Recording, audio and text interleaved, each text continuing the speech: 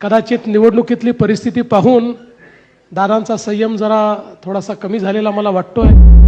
अजितदादा बोलतात, माझं काम बोलतं, अजितदादा बोलतात. पण मला या ठिकाणी सांगितलं पाहिजे की खरं म्हणजे या निवडणुकीमध्ये आम्हाला आधी हे लक्षात आलं होतं की पुणे असेल, पिंपरी चिंचवड असेल, या ठिकाणी आम्ही युतीने लढू शकत नाही, कारण आम्ही दोन्ही स्ट्रॉंग पार्टी आहोत.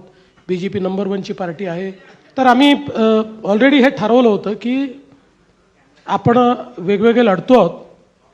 आणि मी असं सांगितलं होतं की जिथे आपण लढतो तिथे आपण मैत्रीपूर्ण लढती असं समजूया आणि एकमेकावर, एकमेकाच्या पक्षावर टीका करू नये.